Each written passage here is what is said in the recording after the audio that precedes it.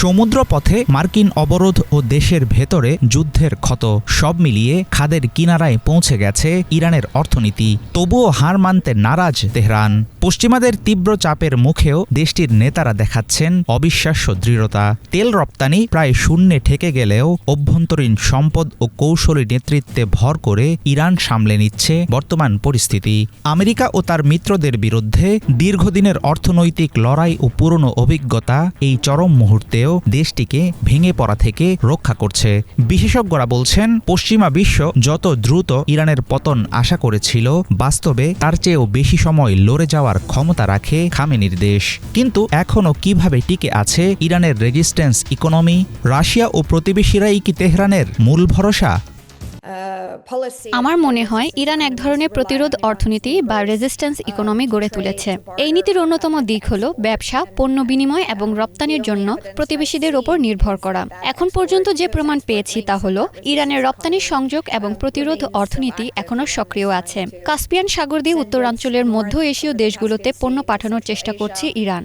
এমনকি তাদের তেল এখন স্থলপথেও পরিবহন করা হচ্ছে। আমার ধারণা, অর্থনীতিবিদ বা পশ্চিমা নীতি নির্ধারকরা যেমন ধারণা করছেন, ইরানের কর্তৃপক্ষ তার চেয়েও দীর্ঘ সময় টিকে থাকার পরিকল্পনা অনেক আগেই করে রেখেছে।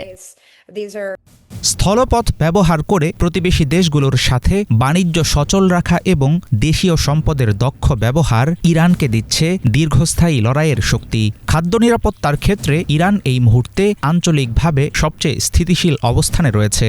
বাম্পার ফলন এবং শস্যের বিশাল মজুত দেশটিকে অনেকাংশে মুক্তি দিয়েছে আমদানি নির্ভরতা থেকে। তেলের বদলে সোনা, ডলারের বদলে ক্রিপ্টোকারেন্সি ব্যবহার এবং বিকল্প পথে বাণিজ্যের পূর্বের অভিজ্ঞতা পুরোপুরি কাজে লাগাচ্ছে খামেনি সরকার।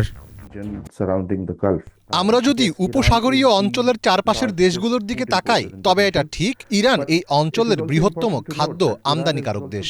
এর পাশাপাশি এটি মনে রাখাও জরুরি, এই অঞ্চলের দেশগুলোর মধ্যে ইরানের খাদ্য নিরাপত্তার ঝুঁকি সবচাইতে কম। ইরান পুরোপুরি মরুভূমি নয়, দেশটির নিজস্ব ব্যাপক কৃষি উৎপাদন ব্যবস্থা রয়েছে এবং তারা নিজেদের গমের চাহিদা 60% বেশি নিজেরাই উৎপাদন করে।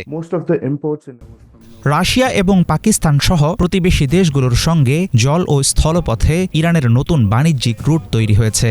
কাস্পিয়ান সাগর দিয়ে আসা শস্য এবং প্রয়োজনীয় পণ্য শক্তিশালী রাখছে দেশটির সরবরাহ ব্যবস্থা। প্রতিকূল সময়ে কাজ চালিয়ে যাচ্ছে ইরানি ব্যাংকগুলো। বেতনাদি ও অন্যান্য অর্থনৈতিক সেবা স্বাভাবিক রাখার মাধ্যমে জনমনে আস্থা ধরে রেখেছে সরকার। গত 30 এপ্রিল সর্বোচ্চ ধর্মীয় নেতা মুজতবা খামেনির নতুন বার্তা অনেকাংশে চাঙা করছে জনসাধারণের মনোবল। আল্লাহর ইচ্ছায় পারস্য উপসাগরীয় অঞ্চলের উজ্জ্বল ভবিষ্যৎ হবে আমেরিকা মুক্ত।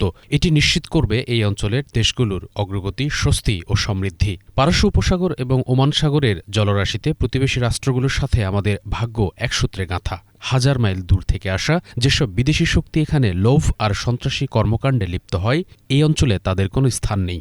যদি তারা থাকে, তাহলে তাদের জায়গা হবে সাগরের অতল গভীরে। হরমুজ প্রণালীর উপর কর্তৃত্ব বজায় রাখার এই নিয়ামতের সুক্রিয়া আদায়ের জন্য ইসলামী রাষ্ট্র ইরান পারস্য উপসাগরীয় অঞ্চলের নিরাপত্তা নিশ্চিত করবে, চিরতরে বন্ধ করে দেবে শত্রুভাবাপন্ন দেশগুলোর শোষণের পথ। হরমুজ প্রণালীর নতুন ব্যবস্থাপনা ও আইনি কাঠামো এই অঞ্চলের সকল জাতির জন্য বয়ে আনবে শান্তি ও অগ্রগতি। জনগণের হৃদয়ে আনন্দ সঞ্চার করবে এর অর্থনৈতিক সুফল। আন্তর্জাতিক অবরোধের জেরে চরমভাবে বাধাগ্রস্ত হচ্ছে সমুদ্রপথে ইরানের তেল রপ্তানি। দেশজুড়ে সংঘাতের ছাপ অনেকটাই স্পষ্ট, তবে একই সঙ্গে স্থিতিশীলতা বজায় রাখার প্রচেষ্টাও চোখে পড়ার মতো।